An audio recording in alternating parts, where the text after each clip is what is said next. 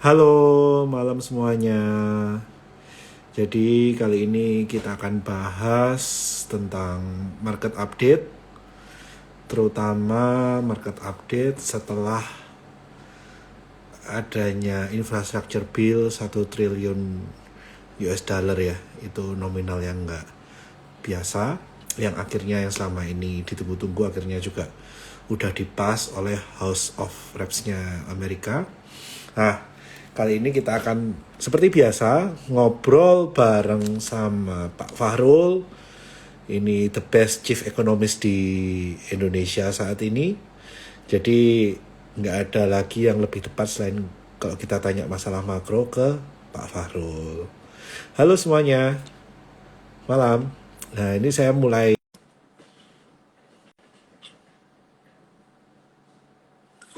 Bentar, kita tunggu. Halo Pak Fahrul, Iya, malam. halo Ko Bernard, apa kabar? Malam, kabar baik. Wah, kayaknya Pak Fahrul udah mulai ngantor teratur ini. Oh iya Pak, udah mulai ngantor Pak, mulai pelan-pelan kita udah menyesuaikan lagi Pak. Back to normal. Back to normal Pak. Iya, ini thank you nih Pak Fahrul udah nyempetin waktu malam ini kita buat ngobrol santai sejam terkait dengan update ya Pak ya. Kan bulan lalu persis nih sebulan kita ngomongin masalah trading in bull market dengan kondisi commodities boom waktu itu di-trigger dari coal ya Pak ya waktu itu. Iya Nggak benar. terasa udah sebulan dan sekarang ada berita bagus tambahan tentang infrastructure bill yang akhirnya lolos ya Pak ya. 1 trillion Iya US benar. dollar. Nah ini kira-kira gimana nih Pak? Update-nya Pak Fahrul sekilas nih Pak. Iya. Nah, itu pada dasarnya kalau saya melihatnya ya untuk di tahun 2022 memang salah satu taruhan terbesar ini untuk world economy, terutama nantinya itu akan ngaruh ke Indonesia juga, adalah berhasil atau tidaknya infrastructure bill ini digolkan. Uh, Oke. itu ini yang digolkan karena gini kondisinya apa namanya Ko Bernard. Beberapa dari satu dekade terakhir global ekonomi itu kan kalau kita lihat itu kan selalu didrive oleh China. Oke. Okay? Oke. Semua orang bisa rely on the China economic growth sehingga dari sisi international trade apa namanya growth itu bisa membaik itu kan dari sisi China kan. Tapi kondisi yang terjadi beberapa tahun terakhir itu adalah mesin pertumbuhan global itu cenderung turun gara-gara momentum perekonomian China itu cenderung turun kan. Yang Sudah terjadi itu kan balik. sudah Iya, overheating ya. Sudah digeber sudah dari 2000. overheating. Yes. Iya, benar. Udah overheating. Jadinya mungkin yang lagi kejadian sekarang itu adalah lagi ada sebuah the great shifting sebenarnya kok. Dari untuk Oke. sisi international trade, kalau selama ini itu kita didrive oleh leveraging up of the China economy, kedepannya itu kita harus mulai berganti driver dari global economy itu bagaimana. Sebenarnya kalau saya lihat di Amerika Serikat itu sendiri para policy maker itu sadar akan hal ini. Sehingga hal yang kita lihat itu adalah dari awal tahun dari Presiden Joe Biden sendiri itu sudah menyatakan mereka hendak memasukkan infrastructure bill. Oke. Debat yang ada itu lebih pada size-nya, magnitudonya, dan caranya bagaimana. Dan itu yang sebenarnya menjadi ketidakpastian juga dalam beberapa bulan terakhir ya. Dan baru kemarin itu finally design oleh Kongres. Jadinya for infrastructure bill itu ada sekitar 1,2 triliun ya yang sudah dipas itu kemarin. Jadi mau saya ceritain detailnya ya biar lebih seru nih. Nah, dari Gimana nih Pak? 1,2 triliun itu ini apa ada beberapa ininya ya spendingnya itu di detailnya. Paling besar itu spending untuk pembangunan jalan dan jembatan. Kan sama-sama udah kita tahu ya di apa Ya. namanya di Amerika Serikat itu infrastrukturnya itu udah sangat tua. Kalau kita bandingkan dengan Terakhir infrastruktur Asia, ya, tahun 2010 ya Pak ya. Setelah kenapa? setelah ada krisis minyak itu mereka udah nggak ada bangun lagi ya sepertinya. Sudah nggak ada bangun Tahun lagi. 10 ya, terakhir mereka bangun jalan tol infrastruktur Yes, road apa itu tahun ya tahun 60-an terakhir. Benar-benar. Jadinya Jadinya udah 50 tahun lebih, ya somewhat 50 years itu tidak ada pembangunan infra lagi. Jadinya infrastruktur Amerika itu udah a bit tertinggal ya kalau kita bandingkan dengan Singapura, terus juga di China, terus juga di apa namanya di berbagai negara Asia yang lainnya. Jadinya yang kita lihat itu ya ke depannya itu Amerika mulai bangun infrastrukturnya. Jadi anggarannya itu 110 miliar dolar itu untuk roads and bridge. Terus 66 miliar dolar itu untuk kereta api. Terus untuk Oke. power plant itu ekstra untuk pindah juga ke green energy itu 65 miliar dolar. Terus juga untuk pembangunan broadband ada 65 miliar dolar juga. Terus water supply infrastructure 55 miliar dolar. Terus transit and rail 39 miliar dolar, airport 25 miliar dolar, port infrastructure 17 miliar dolar, dan juga ada untuk electric vehicle 15 miliar dolar. Itu kira-kira detailnya apa namanya lumayan banyak ya kok ya. Dan total magnitudo itu kalau kita mau lihat itu dibandingkan PDB Amerika, itu PDB Amerika itu ada sekitar 20 triliun dolar. Jadinya dengan 1 triliun dolar ini magnitudonya itu sekitar apa namanya 5% dari GDP-nya Amerika dan ini besar. Walaupun di spending ini akan dipecah dalam waktu 5 tahun, jadinya paling tidak setiap tahun itu kita akan punya magnitudo keekonominya itu sekitar 1% daripada PDB. Bayangkan besarnya impor baja dan besi dari Amerika Serikat yang Benar. akan kejadian dalam 5 tahun ke depan. Magnitudonya meningkat. Bayangkan juga untuk bikin besi itu kita Amerika harus nambah lagi produksi batu baranya. Baik beli dari dalam negeri sendiri ataupun impor. Dan Nah, kita mungkin orang banyak argue, ya banyak itu dapatnya dari China, ya paling tidak nantinya dampaknya ke Indonesia juga akan cenderung positif itu ya kita lihat. oke. Jadi kan kalau kita bandingin nih Pak, tahun 2007 ketika ada commodity rally, itu kan pada waktu itu di support dari China ya. Salah satunya waktu itu triggernya kan Beijing Olimpiade 2008 ya. Sehingga Yes. dari 2005, 2006, 2007 itu kan ada pembangunan yang masif. Nah, kalau boleh dibandingkan Pak, itu spending yang terjadi pada waktu 2005 sampai 2007 dibandingkan spending yang akan datang dari infrastructure bill ini kira-kira seperti apa ya perbandingannya? Kalau dibandingkan sih secara size magnitudonya ya, kalau yang sekarang itu kan sekitar 5% daripada total PDB di Amerika Serikat. Dari data yang kita cek yang sebelumnya itu, dari total PDB China dalam beberapa tahun itu, spendingnya tahun tersebut sekitar 8%, Pak. Jadinya mungkin Oh, tidak akan setinggi yang kejadian di tahun 2006 sampai 2007, tapi tetap tinggi. Karena itu saya lihat dengan kondisi seperti ini, fair untuk kita expect harga komoditas yang tinggi ini masih akan bertahan sampai tahun 2022 ke depannya. US oh, mengeluarkan lebih banyak lagi hutang US Treasury, benar, mereka nambah hutangan, mereka nambah hutang tapi pada waktu yang sama mereka impornya juga banyak, maka akan ada dampak flow ke emerging market. Karena yang ya. nantinya itu mereka pada beli komoditasnya dari kita, itu yang kita lihat. Jadinya saya nggak heran ya dengan adanya US commodity cycle ini mirip dengan apa yang terjadi dulu lewat China commodity cycle, maka yang akan kejadian juga kita lihat ada tendensinya rupiah lebih menguat paling tidak sampai 1 atau 2 tahun ke depan. Itu hal Ya yang kan harus kita perhatikan ya.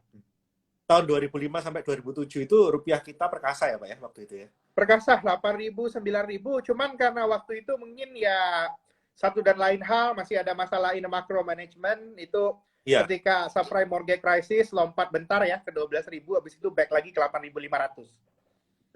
Karena itu di iya, iya, kondisi iya. kayak gini sih aku lihat itu ini ya, yang market itu masih coba digest, bisa nggak sih Indonesia ini neraca berjalannya karena account-nya itu bisa surplus Didi? Aku lihat sebenarnya bisa loh. Paling nggak dalam 1 atau 2 kuartal ke depan, market akan lihat, oh Indonesia karena account-nya bisa steady defisitnya kecil atau malah itu surplus, nantinya itu akan membawa sentimen yang positif kepada sektor-sektor perekonomian lainnya. Kalau saya sih justru melihat di tahun 2022 untuk Indonesia, dikarenakan ada US infrastructure spending ini, sektor ekonomi yang balik duluan itu adalah primary sector, terutama sektor pertambangan, batu bara, nikel. Jangan lupa juga nikel. Nikel itu akan cenderung Nikel itu luar biasa, Pak, karena kita nggak boleh lupa tuh. Semua steel butuh nikel. Ya, steel butuh nikel. Itu makanya kita jangan lupa. Jadinya ya prospeknya kalau saya bilang sih ini oke banget ya. Hal yang paling sulit sebenarnya itu sekarang ya, yang pertanyaan yang saya nggak bisa jawab. Mungkin akan jadi diskusi yang menarik selanjutnya kok Bernard.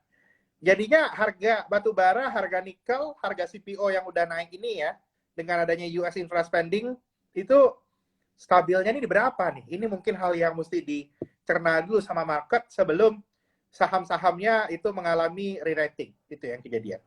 Kalau saat ini, market is still full of doubt. Itu yang kita lihat kejadian.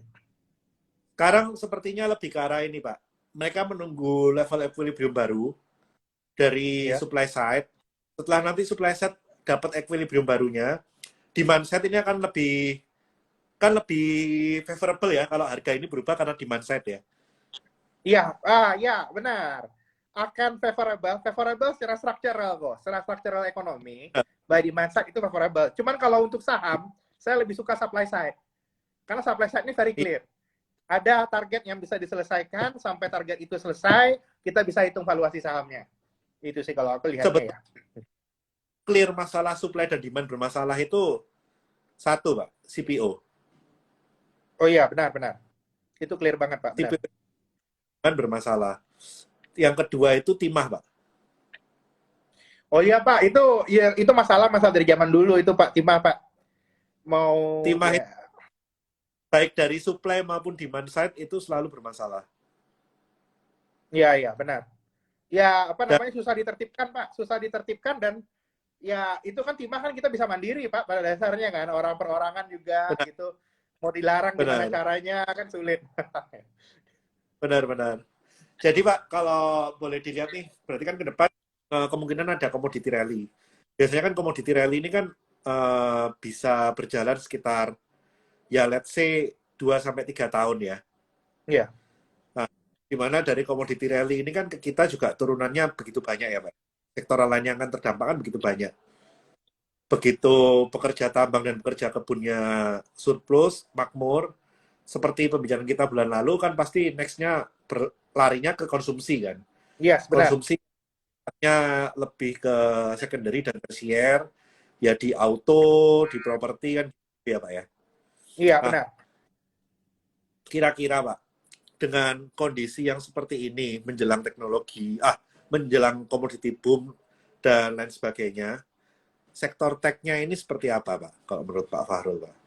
Saya punya kalau sektor tech ini nanti jadi cherry on the top di bursa kita. Jadi seolah-olah udah komoditinya bagus, kita punya satu sektoral baru di mana negara-negara maju yang selama ini ke kita hanya cari komoditi dan turunannya, begitu ke kita masuk market deepening, mereka mulai melihat oh ternyata di kita ada sektor tech yang lagi growing dan underpriced lah. Itu kira-kira pandangan seperti itu relevan nggak Pak?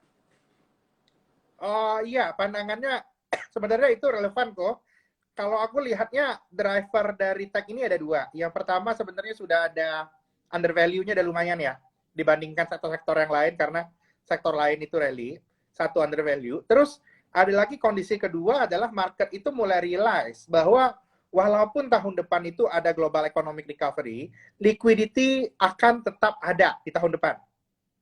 Itu yang kita lihat karena itu US Treasury yield belakangan itu mengalami penurunannya lumayan material. US Treasury 10 tahun itu udah turun ke 1,4. Biasanya di kondisi seperti itu ya, yang berarti ekspektasi dari funding and financing untuk startup-startup ini masih oke, kita lihatnya momentum untuk saham-saham tech ini naik itu jadi ada lagi sekarang. Seperti yang sebelumnya sudah di beberapa forum itu kita kan ngobrolin kapan mau beli tech, nunggu US Treasury stabilize, kapan itu November. Kira-kira sekarang itu. Saya sih lihatnya masih ada momentum ya. kemarin kan sempat tuh Pak, begitu infrastructure bill diketok kan sempat US Treasury-nya kan yield-nya sempat naik sampai 1,6 ya. Iya.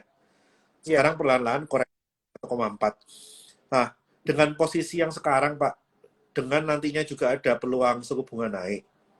Nah, ini kira-kira bisa membawa US Treasury bill-nya ke level harga equilibrium di sekitar berapa ya Pak ya?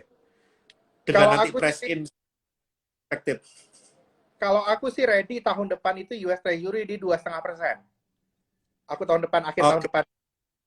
Mungkin akhir tahun di depan ya Pak. kuartal 1 sama kuartal 2 pressure-nya belum muncul, tapi begitu kita ke kuartal 3, kuartal 4, pressure kenaikan US Treasury ini akan makin makin kerasa. Karena trajektorinya itu Berarti emang naik. berarti kalau kita underline kan Pak, apa yang terjadi di US Treasury yield saat ini adalah transitory sementara ya Pak ya. Transitory Menuju nanti sebentar. menuju nanti suku bunga naik maka dia akan mencapai equilibrium baru di 2 koma. Nah, Di mungkin dua, dari pandangan itu sekitar Q3 Q4 mungkin di Q2 kita harus mulai rebalancing portfolio yang mengandung tech-tech ini mungkin kita harus sedikit untuk cermati kembali ya Pak ya. iya, benar, setuju. Kalau sekarang sih mengambil tag lagi from the valuation sama sentiment perspective is okay. Setuju. Nanti ya going into kuartal 3 tahun depan mesti hati-hati. Setuju sih Ko Bernard. Kira-kira kayak gitu Udah ya. ya Karena Pak ya memang tengah. saya sampai sekarang my default call saya 2023 bearish. Itu masih default Oke. sekarang. Sama 2022 masih oke ya. Oke, berarti tech 2023 bearish ya Pak ya. Iya, aku 2023 bearish. Jadinya Karena di tahun depan itu on tech company tetap fokusnya adalah pilihlah yang memang sudah ada isinya, ada realisasinya. Sudah berapa banyakkah member yang subscribe, juga sudah berapa banyak nasabah kalau itu digital bank, loan-nya sudah jalan belum, datanya bagaimana. ya Itu. jadi dengan lain kan gini Pak. Kalau sekarang ini kan masa promosi nih. Hmm, Semua tech berlomba-lomba untuk dilihat dengan iklan yang menggelegar gitu kan. iya. Kita masuk ke 2022, ini udah waktunya seleksi alam nih. Mana yang memang benar-benar tech company, mana yang sok-sokan tech, mana yang cuma jual story, mana yang bisa realize milestone gitu kan, Pak. Iya, benar. Itu kira-kira ya. Jadinya on the tech company, aku lebih sarankan tuh lebih selektif ya. Udah nggak bisa lagi kayak 2021. The hype will be different. Hype-nya itu orang akan lihat realnya itu apa. Udah bikin apa sih gitu. Benar, kita ngomongnya udah milestone ya, Pak ya. Begitu Iya, milestone nggak kecapai, itu udah pasti langsung digorok sih ya. yes. Itu kondisinya milestone tidak tercapai. Say goodbye. Karena itu saya sangat surprise. Itu contohnya tech. Itu kayak Bang Jago ya, Arto. Bottom line udah positif itu saya surprise loh. Oke, itu sangat cepat sekali sih, Pak. Kita nggak Ya. ada yang expect, kita first half udah hijau gitu kan. Nah, Ternyata, tapi di situ membuktikan satu hal, apa namanya, Koberna. Game dari digital bank ini itu berbeda dari bank biasa. Kalau game dari bank biasa itu adalah DPK, likuiditasnya itu mereka dapat dari DPK untuk bisa ngasih loan. Untuk sementara ini, at the current cycle, yang akan menang dalam pertandingan digital banking itu adalah yang equity-nya kuat. That's what we learn from ya, Arto, kira-kira seperti itu. ya, ya. Karena dari equity ini, uh, jelas dia punya partner-partner siapa yang bisa menggantikan posisi DPK kan. Yes, itu kira-kira. Dan at current cycle, kita tidak bisa berharap banyak on DPK, itu kondisinya. Semuanya itu, it is an equity play, equity funding play. Itu yang kita lihat. Sekarang pun banyak uang yang di market, ini juga larinya sementara masih ke DPK yang udah pelan-pelan terkikis nih Pak kayaknya nih. Dari bank-bank konvensional yang gede-gede ya. Iya, iya, benar. Oke, oke, ini menarik sekali. Ini ada Bro Willy nih. Ini kayaknya dia juga cukup bullish on tech sampai ke 2022 sebagai cherry on the top nih kayaknya. Ya, cherry on the top. Ya, pada dasarnya we like apa namanya tech company, tapi di tahun 2022 itu kita lebih selektif sih. Mesti yang sudah punya, udah jadi sesuatu ya. Ya, dan at least kalau saya lihat ini tech company kan berbondong-bondong cari dana dari 2021 ya Pak ya. Ya benar. Waktu juga masih rendah, sehingga saingan mereka untuk dapat equity funding pun pembandingnya masih rendah kan. Nah, ini akan jadi tantangan ketika suku bunga naik, orang akan lebih prudence untuk penggunaan dananya dan nggak asal melakukan equity funding lagi kan. Mereka Yes. lebih selektif Yes. Tahun gitu. depan itu tahun terakhir equity funding. Ya, ya, 2023 ya. sudah game. Equity funding tidak akan jalan, sudah orang mikirnya pemilu. Ya, ya, ya. Orang Ya, lebih mikir. tahun sebelum pemilu itu funding seret, udah sulit nyari deal, terus juga biasanya market turun. Itu saat tahun belum pemilu ya. Jadinya Ya, anything good itu need to be executed next year. Itu dari oke. sisi investor besarnya, dari sisi emitennya juga, dan dari sisi kita investor juga, tahun depan untuk dapat daging yang bagus dari investasi kita, it will be the last time juga tahun depan. Karena Benar. itu mesti Aku benar-benar dari awal tahun itu kita mesti rencanakan dengan baik ini kok. Ini positioningnya what kind of investment, what kind of stock itu penting sekali karena ini tahun terakhir nih, tahun 2022. benar, karena 2023 kayaknya kita puasa dan 2024 juga masih cari pandangan baru ya, masih tolak-tolak Cari ya. ya, benar. Kira-kira seperti itu ya. Karena kan kita nggak tahu kan, 2024 ini who is the next leader, terus arah ekonominya mau seperti apa, kan kita masih belum dapat nih. Yes, benar-benar. Berarti nih Pak, kalau boleh kita saring nih, seperti istilahnya Bro Willy nih, Kobe beef. Kobe beef nomor satu, so pasti komoditi, gitu kan. Komoditi di Iya, sini sih, komoditi clear cut, Pak. Dagingnya clear cut, Pak. ya itu kan Wagyu A5 Clean, itu ya. ya. Itu 25, udah, benar. Komoditi. dan menurut saya sih, untuk masalah tadi nih kan Pak Fahrul sempat questioning, ini kira-kira coal bakal stabil di berapa ya?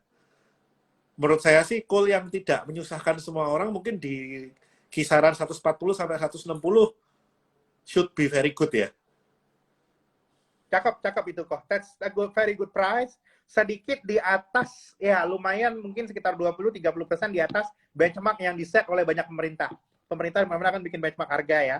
Di Indonesia ada Benar, DPO, tapi di China juga punya benchmark. Tapi likely di kondisi kayak gini, the price to be settled higher than the benchmark. benar. 20-30%. Dan nggak mengganggu perekonomian global lah. Kalau sampai kemarin di harga 200 lah, kita merasa itu agak nggak masuk akal lah ya. Iya. Dan ini Pak, kalau kita ngomong masalah dagingnya ada di coal, terus tadi sempat disinggung juga masalah nikel. Nah, dari semua komoditi rally ini kan kita kemarin sempat membahas tentang stagflation. Iya. Nah, dengan fix terjadinya infrastructure spending ini, sepertinya Amerika sendiri mungkin akan terhindar dari stagflation ya Pak ya. Karena kan otomatis ekonominya dia akan jalan dari government spending ya. Ya, jadinya tahun depan itu akan ada kenaikan inflasi dan kenaikan pertumbuhan ekonomi. Iya, iya, iya. Jadi apa Stagflation yang for me itu lebih China story sebenarnya. That's what yes. happening on China. Jadi stagflation dalam hal ini mungkin yang kita garis bawahi mungkin arahnya ke China ya Pak ya. Iya, benar. Karena ini persis kayak kondisi Amerika di tahun 2006, 2007, 2008 ya, kondisi Cina sekarang ya. Iya, benar. Di mana waktu itu China-nya disupport oleh government spending, mereka growth double digit, dan Amerikanya waktu itu jadi penonton. Iya, sekarang kebalikan. Iya, iya, iya. Sekarang game on kebalikan. Iya. Nah, kalau hubungannya sama stagflation ini terjadi di China, Pak. Sedangkan kalau boleh tahu Pak dari data Pak Fahrul, inflow yang terjadi di Indonesia sejak bulan September kemarin, walaupun kita belum menerima net inflow ya, ini kan istilahnya masih belum inflow ya, terutama bonds it is still outflow, equity all inflow ya. Nah, kalau equity kan ada inflow sedikit tapi belum net inflow kan, masih menurut saya sih masih ada outflow ya, masih ada net outflow. Nah, itu kebanyakan yang berpindah ke sini itu dari mana ya Pak ya, fund-fund yang pindah ke sini, dana yang pindah ke sini nih? Dana yang banyak pindah ke sini itu adalah dana yang tidak yang hilang dari China, Pak. Oke, jadi tech crackdown kan di awal tahun. Ada tech crackdown, suddenly so many sektor itu jadi heavily regulated, dan dengan heavily regulated itu membuat banyak fund itu terpaksa harus keluar dari China, dan pada masuk kemana, mereka nggak punya pilihan lain selain India dan Indonesia. Dan tren itu saya lihat akan terjadi di tahun depan. Oke, berarti ini land ya Pak ya, di mana kan Amerika melakukan tapering, kita juga nggak akan kesusahan karena kita juga nggak terima inflow-nya.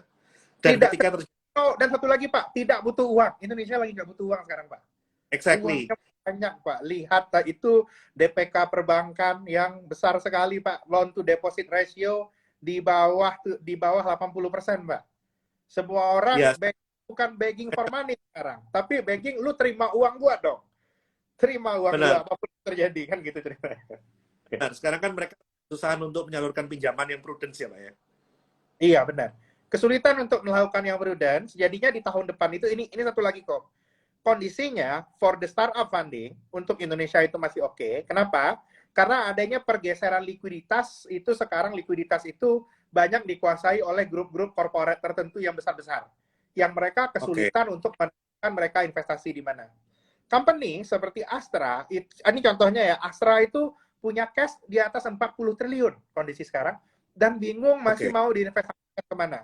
If I were Astra, saya akan masuk ke fintech, kalau saya.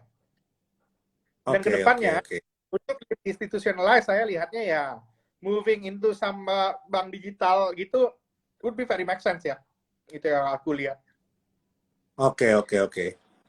Itu Berarti, masih bagus sekali ya. oke. Berarti ini semua align lah ya Pak ya. Berarti yang terancam stagflation adalah China, dan Yes. kita akan inflow juga dari tech crackdown, dari property crackdown di China, itu juga udah banyak fund-fund yang liquidate di sana, lari ke emerging market, terutama kita juga menikmati inflow-nya.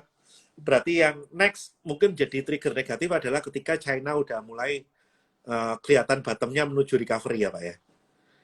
Itu yang Iya, itu nanti. Itu there will be a story like that. Dan sekarang itu kalau sekarang itu yang enaknya itu adalah rupiah itu kan biasanya korelasi sama Chinese yuan-nya kuat. Chinese yuan itu oke, lagi kuat, Pak. Lagi dibiarin menguat karena pada dasarnya China lagi ngumpulin inflow. Inflow kan kencang banget ke China sebenarnya. Banyak ke oke, bonds ya, untuk ngebiayain banyak crackdown yang kejadian kayak ngefundingin Evergrande itu lagi ditampung-tampungin sama pemerintah China. Jadi resiko kita itu tahun depan memang di second half 2022 kalau kondisi sekarang berbalik. Sampai iya, hari iya, ini, iya. sampai kuartal 1, paling enggak ya sampai kuartal 1, awal kuartal 2 saya masih yakin. After that, kita udah harus review lagi. Iya, itu udah mulai lampu kuning ya Pak ya. Udah Karena lampu kuning. infrastructure fundingnya, infrastructure spendingnya Amerika mungkin udah price in juga, walaupun Ya. mungkin belum fully spend gitu kan, tapi kan kita biasanya react lebih cepat. Jadi itu juga udah price in, dan ketika yang punya duit udah minta duitnya balik, dalam hal ini China, nah itu baru nanti kekhawatiran seperti tahun 2013 yang terjadi di kita karena ada tapering dari Amerika ya Pak ya. Mungkin kurang lebih kayak Ya, gitu ya. ya, karena itu aku lihatnya sebenarnya ini aku ngeliat tapering itu agak beda loh kok. Tahun 2013 itu, ini kalau buat gue ya, ada nggak Ya, ada tapering, rupiah hancur. Karena dalam exactly. negeri kali itu Indonesia itu udah kehausan, butuh dolar. Benar. Kering, udah kering. Kalau sekarang mau tapering pun aman-aman aja, kita kan udah berbulan-bulan review tapering nggak material kan, marketnya bullish-bullish aja toh, ya kan? Benar. Kalau aku lihatnya justru sekalipun tahun depan siklus interest rate Amerika itu udah beneran naik, ya kan udah mulai mau naik ya, interest rate Amerika Benar. naik depan. Tapi kalau Indonesia ternyata impornya kencang lagi kok, ini yang kita lihat nih. Ini tahun depan itu kalau dari sisi makro itu yang paling perlu kita lihat itu adalah fiskal manajemennya pemerintah itu bagaimana. Kalau zaman Oke. dulu 2013 kita dipunish gara-gara tidak ada fiskal disiplin. Pemerintah foya-foya ketika harga komoditas tinggi, subsidinya digeber kalau kita ingat zaman dulu. Ini kita Ya, lihat nih pilihannya. Kalau ternyata pemerintah pilih geber lagi, berarti resiko defisitnya tinggi, bearish berat di 2023. Tapi kalau ternyata pemerintahnya pilih disiplin, subsidi nggak dinaikin, tapi belanja negaranya disiplin, fiskal defisitnya diturunin, saya lihatnya bearish 2023 nggak akan terlalu dalam. Mari sama-sama kita lihat itu nanti pilihannya gimana itu di tahun depannya. oke. Berarti ini Karena kan itu kalau menarik ya kok ya, karena itu pilihannya politik juga soalnya kok. Salah Benar, satu yang benar. tunggu ini BBM Deket-deket dinaik pilpres, atau enggak kan ya? apalagi deket-deket pilpres kan, Pak? Dekat pilpres itu dia. It will be very interesting ya, karena itu beyond economic analysis tuh kalau udah itu. Itu kalau lebih ke arah kebijakan yang benar gitu kan. Iya. Nah, berarti ini kan kalau kita boleh garis bawain, daripada suku bunga Amerika yang naik, kita lebih takut China pulih lebih cepat kan gitu, Pak? Yes, benar. Kalau US naikin bunga, saya lihat udah price in dan tidak akan bikin harm. Karena ada policy maker-nya very smooth. Ya, Yang paling ya saham-saham agak yang gugur kita gitu. dapat tahun depan itu, kita dapat tumpahan dari China, Pak. Ya, ya. Kalau tumpahan itu berakhir, tentunya jadi beda. Itu ya resikonya ya, kita lihat. Terus misal nih, Pak, misal dengan income dari komoditis yang begitu gede, government mulai melakukan infrastructure spending juga di Indonesia. Iya. Nah, itu bisa jadi pisau bermata dua nggak, Pak? Iya, setuju. Itu akan jadi pisau bermata dua, tergantung pembangunannya infrastruktur apa kok. Kalau Oke. masih banyak lagi untuk nge-push infrastruktur yang apa namanya, hard infrastructure yang membutuhkan high import content, ya misalnya mau geber lagi yang ternyata ya MRT lagi yang mau dibikin kayak gitu kan ada MRT fase 2 tuh. Kalau itu lagi Ya. yang mau dibikin, kita harus aware impor bisa naik, resiko depresiasi rupiah tinggi. Saya ingat waktu 2018 waktu impor Indonesia gede-gedean itu, kalau kita lihat impor komponennya, itu salah satunya itu adalah lokomotif MRT Jakarta. Hal kayak gitu itu yang Exactly. lagi tinggi. Itu satu Exactly. hal yang 2018 ke arah itu dari hard infrastructure. Ya, ya, ya, ya. Dan itu ya memang bisa membuat pesta kita selesai lebih cepat malah ya, Pak ya? iya, itu secara siklikal hal yang mesti kita tanggulangin. Karena market cycle itu ini Indonesia ini kan masih growing ekonomi. Ya, Permasalahan kita satu-satunya hal ya 10-15 tahun terakhir yang bikin Indonesia market bearish itu adalah liquidity turun dan defisit kok. Di luar itu kita nggak ada masalah. Lihat kan begitu kita oh, surplus aja, ekonominya kan tahun ini kan belum jelas sebenarnya, masih angot-angotan kan. Kemarin tinggi 7%, ternyata salah estimasi kuartal 3 di bawah gitu. Tapi marketnya oke-oke aja kan, naik-naik aja kan. Selama market bisa, likuiditasnya bagus, defisit. ya, yang penting likuiditas dan nggak defisit sih. Ya, Selain iya benar. itu, kita masih bisa terima masalah GDP di bawah konsensus, itu masih kita masih bisa terima lah ya. Masih ringan itu, nggak masalah. Karena selalu ada opportunity, walaupun yang kalau GDP turun, bacaannya adalah beli small cap, sell big cap. Kalau likuiditasnya ada. Karena berarti yang kecil-kecilnya lebih bagus daripada yang gede, kan gitu sebenarnya. Oke, oke, oke. Selalu ada opportunity, Pak. Kalau zaman GDP yang turun, Pak. Tapi kalau udah defisit, Pak, udah, Pak. Pasrah, Pak. Itu udah nggak ada, itu Oh, udah kartu kalau udah sampai defisit. ya kalau udah defisit pasti outflow lagi ya, Pak ya. Outflow lagi, benar. Itu udah kartu mati itu kalau udah sampai defisit. Kalau so far, dengan prospek sekarang, saya sih lebih lihat itu tahun depan, mungkin lebih banyak ngomong dengan Ko Bernard, kita lebih banyak bahas saham ya, daripada bahas makro kalau menurut gua. Untuk Karena tahun makronya nggak akan banyak gerak ya, Pak ya. nggak kan saya paling 3-4 bulan ke depan saya nggak ada kekhawatiran. Iya, iya, iya. Berarti kita tinggal cap-cip kembang kuncup, kita pilih saham komoditi yang paling berdaging, Iya, komoditinya kita pilih coal, nikel, CPO, iya benar. udah dapat dagingnya di komoditi, kita mau dapat kondimennya, kita mau dapat pelengkapnya di katakanlah properti, mau di auto gitu kan, itu masih bisa dapat Auto, juga. oke. Yes. Dan jangan lupa cherry on the top-nya tech ya, Pak ya. Carry on the top tech. Setuju. Ya, yang penting kita harus aware, nggak boleh terlena. Tetap time frame-nya Q3, Q4 ada tantangan bahwa tech ini masih dibayangi dengan suku bunga naik yang mungkin akan price in-nya di sekitar 2,5% ya, Pak ya. Iya, benar. Oke, ini mungkin dari audiens ada pertanyaan yang mau disampaikan. Ini mumpung ada The Best Chief Economist in Indonesia nih, Pak Fahrul. Ini udah ngeluangin waktu untuk teman-teman sekalian. Mau tanya apa langsung aja, bisa diketik di komen atau mau di kolom pertanyaan. Itu udah siap Pak Farulnya. Dari tadi itu banyak sih Pak yang tanya. Cuma kurang lebih saya baca udah banyak yang terjawab sih. Banyak kita bahas ya. Ya. Jadi udah banyak yang terbahas. Nah, ini ada salah satu statement, Pak. Masalah hutang China udah besar sekali. Nah, ini seperti apa nih, Pak? Kira-kira komentar dari Pak Farul. Nah, kalau soal utang ini, sebenarnya solusi utang ini satu, bukan hal yang terlalu populer ya. Solusi utang itu sebenarnya inflasi kok. Kalau ada Oke. inflasi, nilai utang itu turun. Iya, ya, otomatis kena diskon dari inflasi.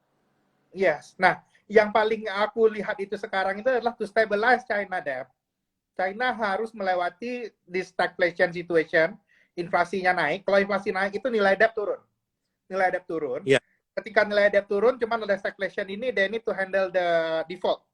The default, kan banyak default belakangan, terutama on the property bond. Kalau mereka bisa iya. handle dengan baik, rasio dari debt to GDP China itu in the next 1 or 2 years, either flat atau agak turunan. Sebetulnya ini ada satu opini, Pak. Hmm. Sebetulnya kan kalau kita lihat China property market ini kan yang mendrive awal terjadinya uh, apa ya? Kita ngomong over expansion itu kan dari government regulation juga. Yes. Dan ketika mereka udah over expansion, tiba-tiba mereka dijegal juga oleh government regulation juga. Nah, ini ada opini di luaran bahwa ini memang salah satu langkah China untuk melakukan nasionalisasi beberapa aset strategis, terutama properti dari pihak swasta dengan cara ya seperti itu. Yang awalnya dibuat over ekspansif, tiba-tiba diperes paksa gitu kan. Nah, itu kira-kira ada pandangan seperti apa nih, Pak? Ini isu yang agak sensitif nih. Ya, ini ya benar kok. Ini memang isu ada sensitif. Cuman kita mesti paham juga kalau guidance dari pemerintah di China, dari PRC juga kan, 1 tahun terakhir itu mereka mengatakan jargon terbaru mereka itu common prosperity. Oke? Oke. Kalau ditanya common prosperity ya memang inline seperti yang Ko Bernard tadi ceritain. Jadinya mungkin PR-nya investor kita harus lebih tahu aja ya mungkin how to handle it. Ya, ya. Ya, boleh dibilang mereka kembali kayak dulu lah ya. Yes, pada dasarnya kembali seperti itu. And this is not good for the capitalist. The capitalist need to get out dan cari sasaran baru lagi di negara lain. Dan di mana itu? Nah, itu yang mesti kita lihat. Akankah ya bisa berhasil mendapatkan benefit dari semua ini? Mari kita lihat. Iya, iya, iya. Karena saya sendiri punya pemikiran yang sama, Pak. Ketika terbukti bahwa ini adalah salah satu move China untuk kembali ke akarnya dia, di mana dia mulai meninggalkan kapitalisme gitu kan. Iya. Nah, pasti ada capital outflow yang keluar dari sana nggak main-main. Sedangkan China sendiri kan in government udah berhasil istilahnya build some capital yang good enough, big enough untuk berdiri sendiri gitu kan sekarang kan. Nah itu tinggal kita ngeliat fungsinya gimana, respon market seperti apa. Ya kalau kita bisa kecipratan ya mungkin kita punya pesta agak lebih panjang ya Pak ya. Iya benar, sangat tergantung ini. Cuman di sini di cycle ini mungkin kalau dari awal tahun 2021 saya masih bullish banget sih. Tapi di tahun 2022 ini ya itu tadi kita mesti lebih hati-hati sih. We need to really understand how to play this situation. Oke, ini ada pertanyaan nih Pak. Peluang terjadinya hyperinflation di Amerika dan dampaknya terhadap stock market Indonesia. Kayaknya tadi kita udah sempat ya. For the US economy, kalau gue lihatnya hyperinflation itu hanya akan terjadi kalau satu hal kok. Ini ya. Pada waktu dia awal. Kalau sekarang sih, kondisi sekarang sih it's not hyperinflation, not to happen. Kenapa? Kejadian itu justru gini, bisnis itu makin bagus kan. Gaji orang naik, spending orang meningkat, bisnis makin bagus, akan ada ekspansi, orang buka bisnis baru, kalau nggak pindah ya ekonominya naik pada dasarnya. Kalau kondisinya seperti itu bukan hyperinflation. Yang paling saya takutkan adalah hyperinflation ini baru akan kejadian, misalnya kayak kasus Evergrande properti kan. terus tiba-tiba Ya, ada di 5. Ini kan Evergrande kan only property. Only ya, property, dan properti itu exposure-nya itu adalah hanya untuk dalam negeri China sendiri. Dipakai dalam China, digunakan oleh orang China juga, dan difunding oleh China juga kan. Kan China. dikit kan foreign-nya, oke. Okay. But, kalau yang terjadi itu adalah ada kebangkrutan besar di China manufacturing, baru gua percaya itu hyperinflation. Sampai Oke, saat oke. ini untuk ya. Jadi misalnya tiba-tiba Huawei bangkrut, terus ada apa namanya perusahaan elektronik apa, terus perusahaan tekstil apa gitu, ada kejadian bangkrut dalam masif, itu baru hyperinflation karena supply itu hilang di waktu bersamaan banyak, Pak. Oke. Terus Yang ini akan Pak, kejadian stock market ada. correction, ya. Oke. Kalau Dia yang kalau benar. itu stock market correction, tapi after the correction, kalau ini that story of the hyperinflation, dari itu kejadian di US atau di China, untuk pertama kalinya gua bullish sama Indonesia manufacturer. Karena yang jadi kompetitor kita itu hilang, gone at this hyperinflation. Karena itu Oke, oke. with this inflationary environment, gua nggak bearish sama Indonesia. Indonesia itu secara tradisional itu adalah negara yang menang kalau inflasi. Kalau deflasi kita kalah, Pak. 5 tahun terakhir itu deflasi kita kalah, Pak. Ini udah inflasi, Indonesia menang. Oke, oke. Terus ini Pak, saya itu pernah ingat di Amerika itu pernah ada satu momen uh, wage gaji. Jadi wage level di Amerika itu pada satu titik itu bisa naik sampai 50-60%. Itu saya lupa tahunnya. Nah, ini kan ada tanda-tanda menuju ke sana lagi. Di mana di Amerika ini kan sekarang angkatan kerja untuk uh, generasi-generasi angkatan kerja yang baru ini kan semakin lama semakin berkurang, Pak. Iya. Semakin sedikit yang ingin menempuh karir secara profesional gitu kan. Kebanyakan kan udah menempuh karir yang nggak konvensional lagi lah. Nah, ini kan ada kekhawatiran mereka akan juga meningkatkan wage level supaya orang ada interest untuk bekerja Kerja. di food gitu kan. Nah, itu bisa ngedrive inflasi yang berlebihan juga nggak, Pak? Itu inflasi berlebihan, but that's a healthy inflation, Pak. Oke, Inflation yang ditranslate-nya itu kepada apa namanya translate-nya itu kepada kenaikan income masyarakat. oke, oke. Karena kalau memang terjadinya inflation seperti itu dari some inflation, US nominal GDP growth nih ya, real GDP plus inflation itu naik, double digitnya masih terus kejadian, investasi di sana meningkat lagi, Pak. Meningkat lagi, begitu ekonominya itu sudah mulai agak overgrowth, defisitnya meningkat. Itu yang lagi kita tunggu sekarang. Karena itu saya lihat ya, on this inflationary situation, saya nggak bearish ke IM. Yang kita Iya, yang nggak itu tahun depan ya, ini Joe Biden policy, tahun depan itu pajak korporat naik, Pak. Pajak korporat oke. naik, spending, policy-polisinya itu pro masyarakat. That's good for the US commoners. Orang biasa di US itu benefit from the Joe Biden, oke. Okay. Who suffer? Yang suffer itu the big corporate, orang kaya Amerika suffer. And what they will do, they will take out the money from the US. Mau kemana Iya, iya, masuknya? Kita mesti consider juga. Kalau iya. mereka masuk ke Global Fund gitu, Global Fund kemana masuknya? Apakah masuk ke China lagi? Nah, kita nggak tahu kan. Masuk ke India, masuk ke Indonesia, mudah-mudahan. Amin. Oke, jadi sebetulnya ini dari semua aspek, apapun yang terjadi, Indonesia ini faktor positifnya lebih gede ya, Pak ya? Kalau di konstelasi sekarang itu gede kok. Tapi kalau ada kondisinya tiba-tiba yang kejadian itu adalah harga komoditas anjlok.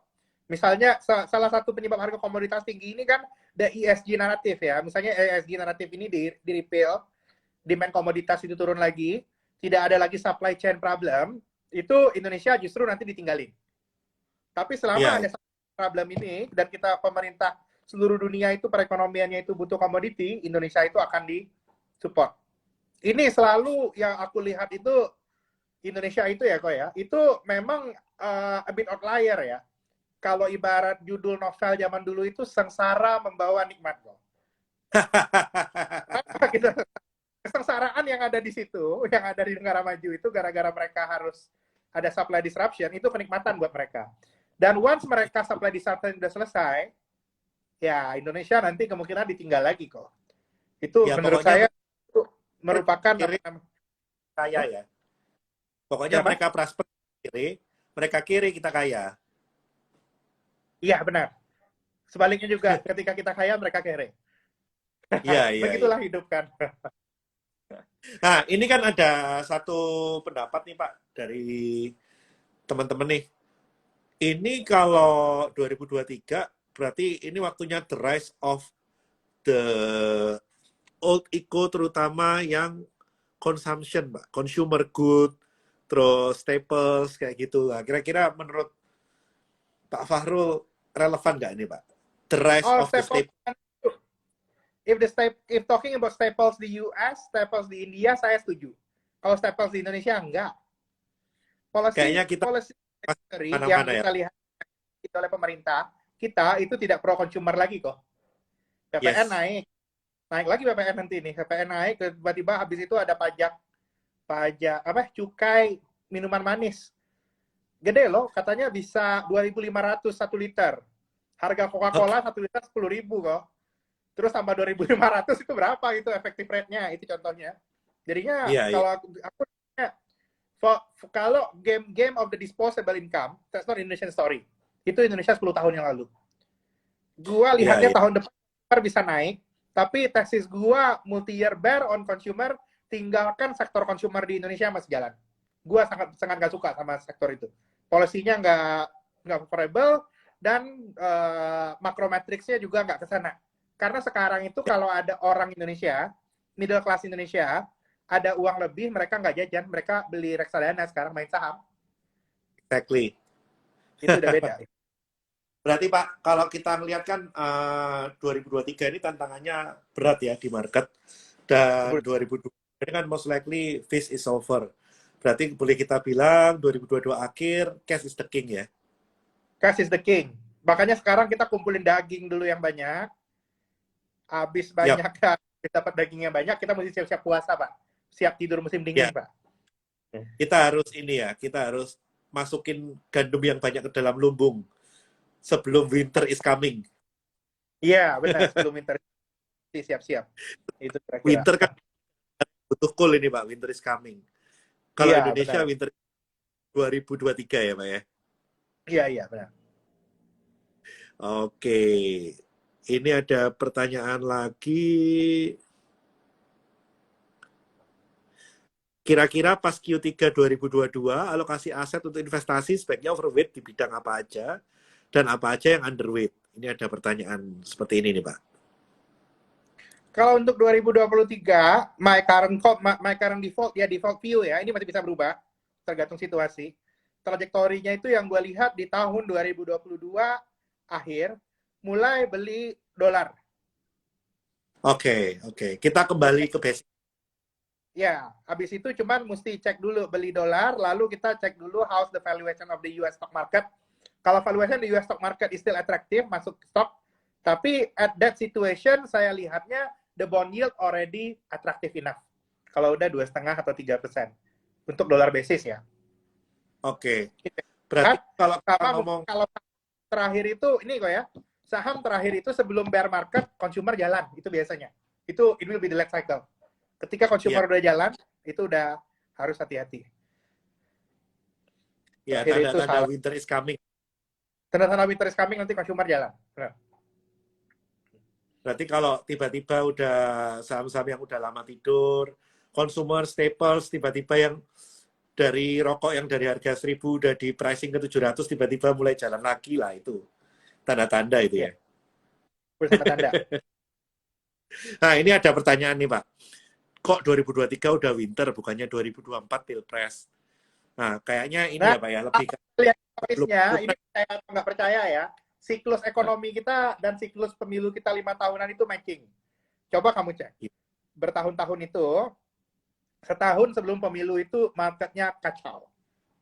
2018 kacau. 2013 kacau.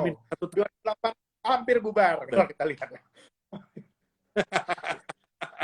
Itu kalau kita sebelum pemilu nggak tahu, we don't know. Awalnya saya juga nggak percaya kok. Cuman bisa lihat, oh iya benar juga ya. Ini kombinasi dari ketidakpastian politik plus sama siklus ekonominya pas. Itu kira-kira. Iya. Kurang lebih karena memang cycle-nya sendiri hampir dapatnya plek sama kita mau election. Iya, iya. Iya, itu aku nggak tahu kenapa juga, tapi tadi itu di Indonesia ya. Iya, iya. Dan memang kan uncertainty paling tinggi kan H-1 tahun waktu uh, memilih calon, waktu mereka udah mulai cari suara, itu kan kerasa tensionnya kan di situ Iya, kan, Mbak. nah, tensionnya di sana dan Tension, kita harus lihat juga policy uncertainty-nya. Arahnya nanti kira-kira mau favoring sektor mana kan? benar, benar, benar, benar. Kan itu kan udah mulai kelihatan lah anginnya kemana, duitnya udah mulai bergerak lah itu kan. Iya, benar. Oke, jadi ini udah cukup banyak ini ya Pak ya yang udah disampaikan. Iya. Berarti saya rangkum komoditi still the king sampai Q1, Q2. Tech will be supporting our index. Terus Q2, Q3, Q4 tech akan dibayangi dengan kenaikan suku bunga. Dan kita setuju setelah Q4 2022 kemungkinan terjadi uncertainty gede sehingga lebih wise enough kalau kita mengurangi porsi di equity market ya Pak ya. Iya. Ya, going into 2023 ya. Jadinya Iya, 2023 waktunya makan daging loh. Jangan iya sampai nggak pokoknya makan daging. harus ora di 2022 seoptimal mungkin kita ngelola dana yang ada, jangan sampai miss the chance karena 1 trillion US dollar infrastructure spending ini juga bukan setiap saat ada ya Pak ya. Iya, benar. Jadi kita harus bisa take the chance lah. Jangan sampai Iya, kita miss ini, waduh, sayang, sayang banget. Karena kalau kita miss 2022, puasanya bisa sampai tengah 2024 menurut saya, Pak. iya, iya, benar. Itu kita harus bisa dapat makan setahun untuk kasih makan 2,5 tahun tuh, Pak. Iya, benar, benar, Pak. Oke, Pak Farul, ini nggak kerasa nih udah hampir 1 jam. Mungkin dari Pak Farul ada yang mau ditambahin sebelum kita tutup, Pak. Iya, mungkin kalau dari saya, mungkin kalau apa lihatnya ya, untuk ke depan ini, untuk menghadapi tahun 2022 ini, kita harus ingat bahwa dengan mulai kembalinya uang ke real sektor, ini kan real sektor mulai jalan ya kok ya, ekonomi mulai ini. Ya, Kalau sebelumnya market itu driven by story, kondisinya itu akan berubah. Kedepannya market itu benar-benar akan be driven by the fundamental. Karena itu, ke ya, depan jangan lupa lihat earnings, forecast, baca research report dari analis, makin penting loh sekarang. Karena earnings itu akan jadi important, jadinya mulai lebih detail dan pandai-pandailah memilih. Karena yang akan naik tentunya di kondisi saat ini, terutama foreign flow akan masuk, the good quality company akan naik lebih duluan. Gitu. Dan ya, karena pastikan mereka akan, paling besar ya. ya, mereka akan appreciate dan see the result lah. Ya, we will see the result. Kalau mungkin 2-3 kuartal terakhir, 4 kuartal terakhir, orang nggak lihat result. What result? Hancur, kan udah jelas kan kalau kemarin ya. Hancur semua kan? Kuartal 3 result oke. Okay. Outside consumer ya, consumer kan masih jelek. Kuartal 3. Ya, Kuartal 4 pasti lebih kencang lagi magnitudonya. Kalau kita lihat data PMI, data consumer confidence, itu pada kencang-kencang loh naiknya. Itu kita jadi lihat itu pelan-pelan pasti akan lebih jadi market mover ya Pak ya? ya benar. Earnings akan balik lagi jadi market mover, lihat lagi earnings, lihat lagi fundamental. Jadinya in 2023 realisasi apa yang terlihat, bukan apa yang terdengar lagi kok. Beda apa yang terlihat. Kau mesti lihat banget isinya apa. Itu yang akan bikin jalan. Bukan apa yang terdengar lagi. Udah beda. Ya, pokoknya milestone achievement itu yang harus kita kawal lah.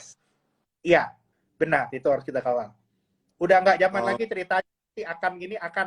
Oh, kalau akan udah goodbye. Kalau masih akan ceritanya kalau tahun depan. Tahun depan ceritanya saya sudah berhasil. Ya. kita bahas di awal tahun, merger acquisition yaitu terjadi pada waktu peak of the crisis. Ya, peak of the crisis kan 2020-2021, di mana udah terjadi banyak merger and acquisition juga. Dan most likely kalau tahun depan sih story-story itu udah nggak relevan lah ya Pak ya. Oh, Udah lebih ke, udah jadi apa namanya makin selektif. Masih ada ya, M&A, tapi M&A-nya tidak akan M&A masif kayak sekarang yang isinya story, tapi M&A-nya lebih perhitungan, Pak. lebih strategik lah, strategik M&A. Lebih Oke, oke. Oke, thank you Pak Farul. Ini udah disempetin waktunya sejam.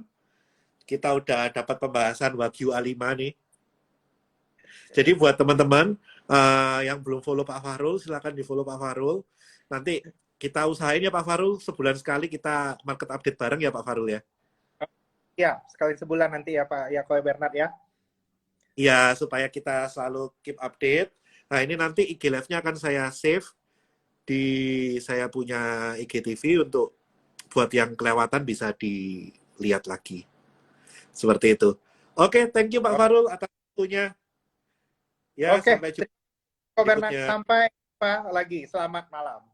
Malam.